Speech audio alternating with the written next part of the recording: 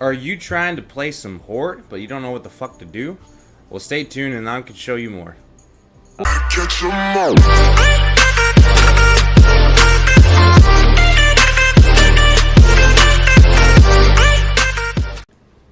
Hey folks, it's Brosen94 with another video talking about the new Horde game that just recently released in, I guess, Season 5 for Fortnite, Battle Royale, and Save the World.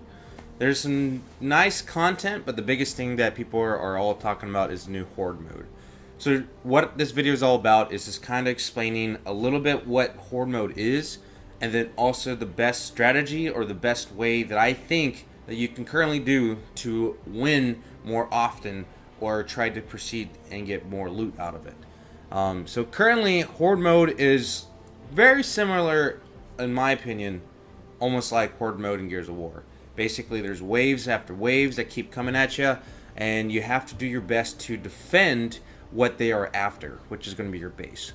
So basically when you're in the game, there are going to be 4 different bases, and based off those bases, each player is going to have to create their own design on how their bases look. With that said, each thing that you do have going on in Horde mode also deals a lot with your Horde tree. So basically you get Horde points after basically, getting rid of or getting finished with a certain, mission in Horde. And so those points will then accumulate. If you're just like me and if you're a higher level, Horde mode does go ahead and give you a certain amount of points to go ahead and fill in.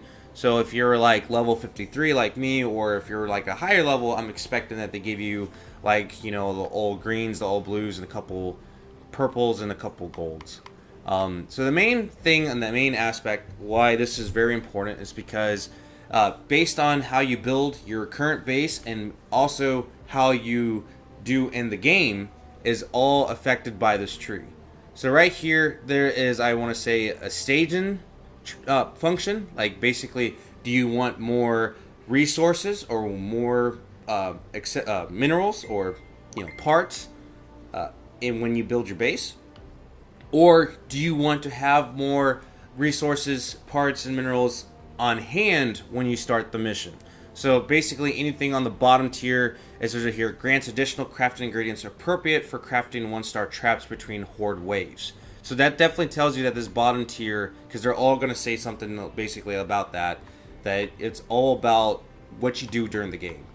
On the top part, it just kind of talks about to develop your staging area plot width. So that just kind of talks about what your current base is, because when you set your base you have to set it up separately before you can actually go into the mission.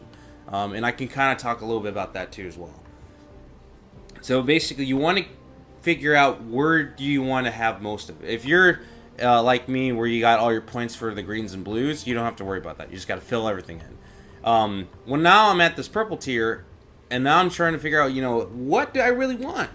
And to be honest, I feel like it's more important to get the bottom part done, because you want more resources. You want to get your guns quicker. You want to get this done quicker. You want everything, done efficiently and more accurately. Where this, yeah, you have some more stuff to build your base even better. And I mean, there's different ways to approach this base, but hopefully this video can teach you a little bit what it seems to be the best overall to create your base, so you don't have to struggle.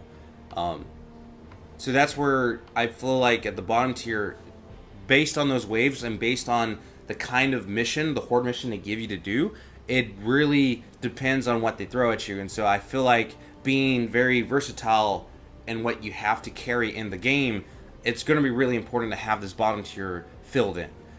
So currently, like right here, I just recently got grants additional crafting ingredients appropriate for crafting 3-star weapons. What I'm really needing to get is the traps, because I'm noticing that there's 2 different ways to approach this mission. It's through traps and through weapons, and I kind of will go over about what.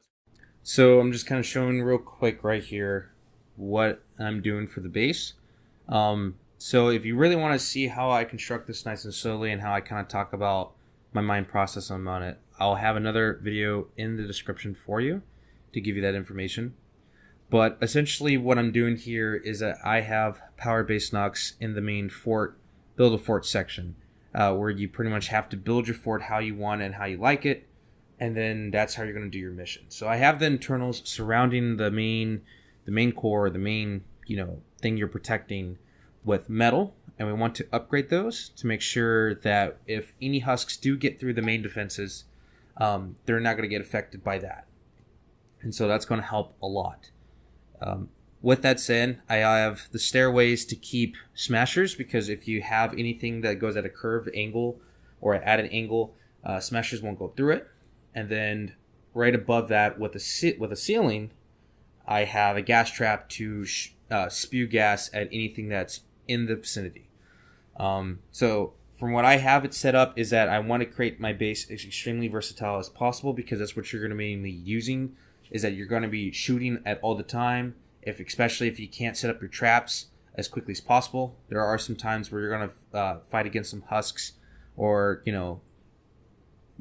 waves that are really not good at all.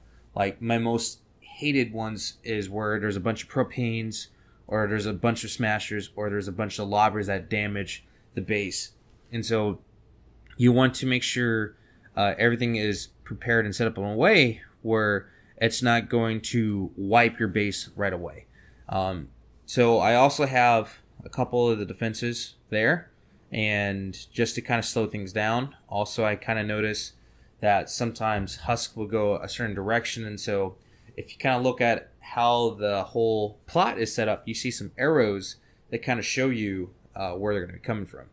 So I was just kind of showing right there like how I have that little spot where I have the pyramid schematic area. I can't really call it, but the pyramid plan set up in a way where it's close enough to the base. But the purpose and the reason why I have it like that is because when smashers do come through, I don't want them to start heading towards the walls, because a part of the base does got a little bit of walls, and I have it close enough where if you saw me earlier, I was able to basically run up the ramp and jump onto the base. And then on the base, I made some stairways just to give me some more options to jump on there and shoot from down.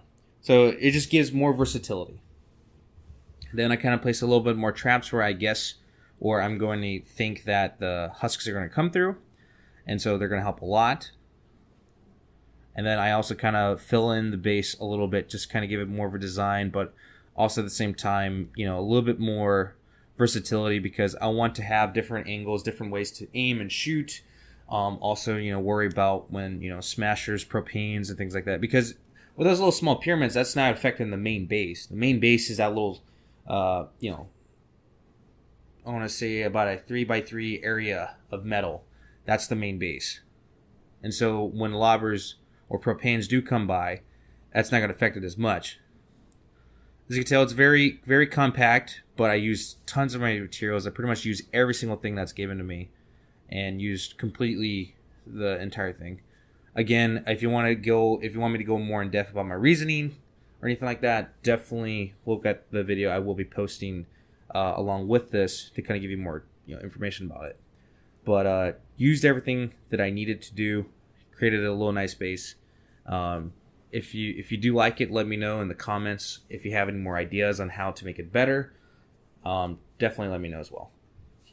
So now we're going on to the main mission. I'm currently playing with two other friends. One's named Lucifer, and the other one named is Hunter.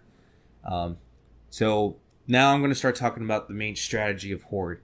What's the best way to approach this game and how to win. So there's my base again.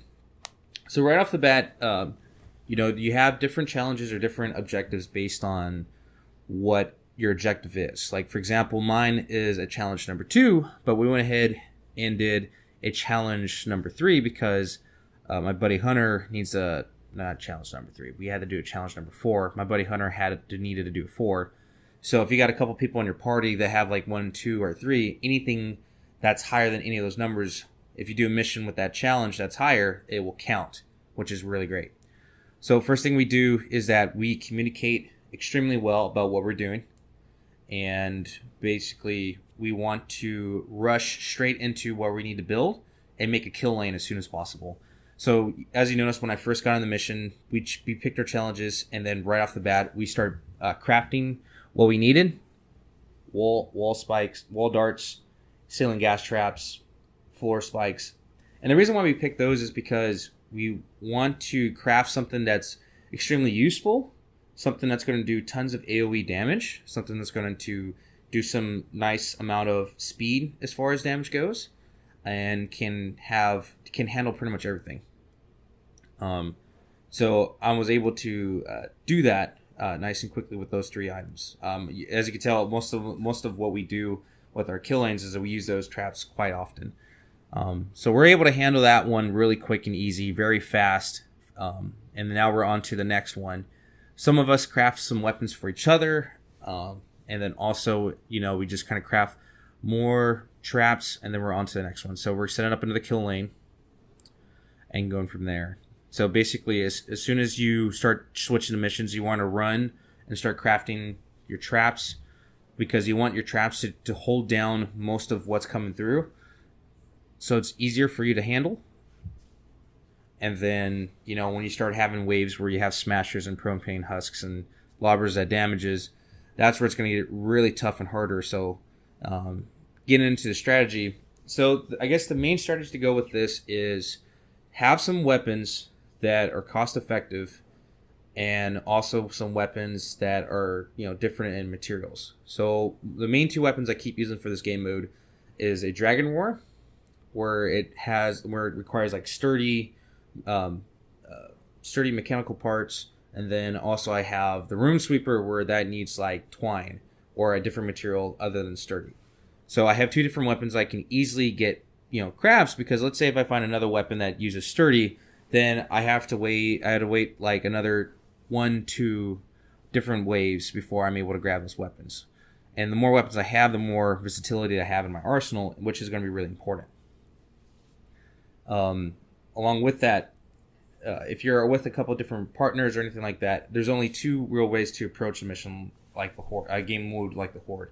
So I think it's extremely good if you carry and go with the constructor. Like me, I have power-based Nox, because I like the fact that when I put down my base down, it helps boost all the health of everything. A little bit of resistance and damage. I think it does more damage back if they hit the walls. As you can tell, this whole entire trap kill lane got destroyed because this was a propane mission. So a lot of the propane husks start coming through, and it was just horrible. So we tried to get back on our feet a little bit, and it was just ridiculous. And along with that said, we're able to get everything done and situated, and get back on our feet.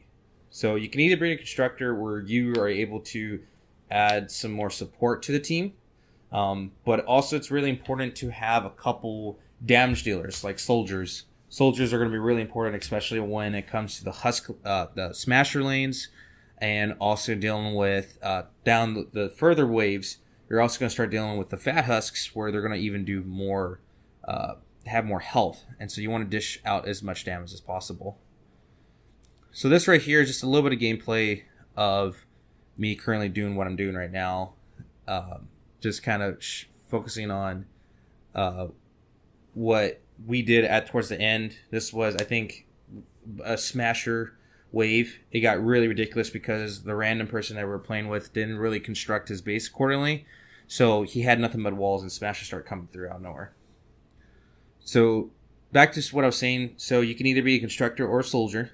Soldiers are going to be the most important because they're going to be able to dish out more damage. So one of my buddies over here, Lucifer, was having the Raven. And with the Raven, you have that ability where you can do a war cry, and everyone gets a slight boost in attack speed, and I think some damage as well. So it helps a lot. So that helps us. I think he kept hitting that ability as much as possible in this last wave because of the smashers. And a lot of us had Dragon Wars, so we were able to do the piercing damage and try to kill them as much as possible. Because at this point, the traps that we laid, I think some of them did not get destroyed, like in the beginning area, but a lot of them were getting destroyed. Like a lot of them, like a lot of, there was nothing else that we had left. Like the base kept getting destroyed and wrecked and all that. But yeah, that's pretty much what Horde is all about. So just kind of focus on those pinpoints or those tips I was kind of talking about. So from there, just kind of, if you have any questions, let me know. Go ahead and message me through the comments or message me directly.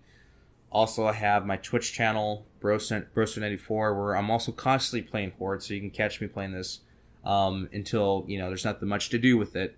But since the whole thing, we're able to get tons of epic perk up and rare perk up, that helps a lot when it comes to farming those materials or those resources to upgrade weapons. So I'm just going to go ahead and let this play on, let you kind of watch what's going on from here. And if you guys need anything else, let me know. Broso out.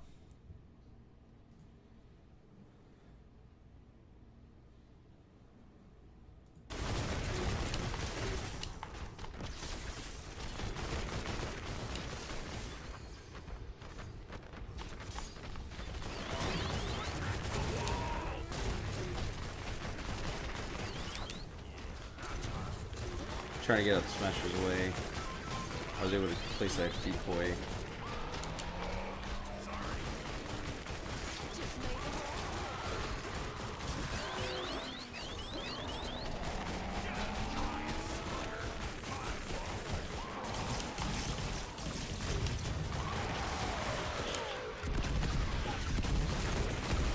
Looks like everyone is just coming through the one spot. Like I don't see any other husks kind of messing around. As you can tell, this base ideally was not definitely set up to deal with smashers.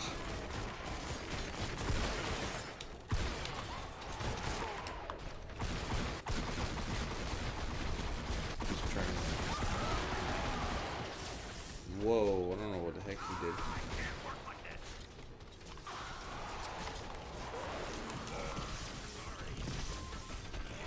But we're almost done though.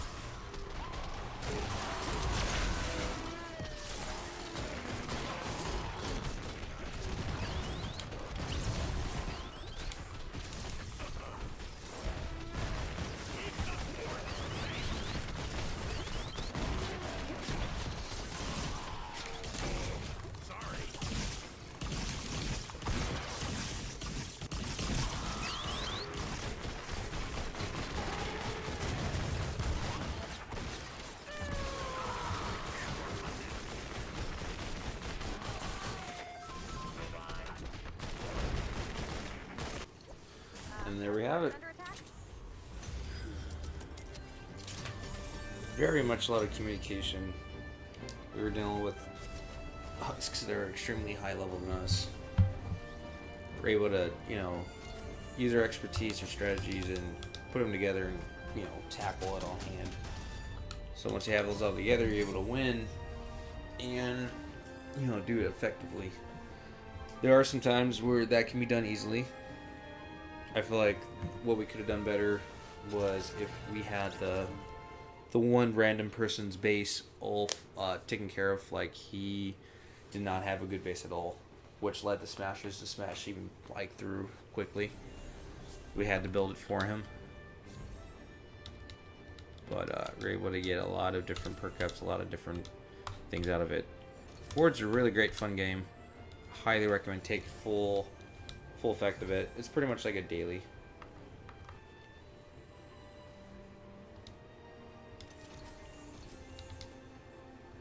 And going from there.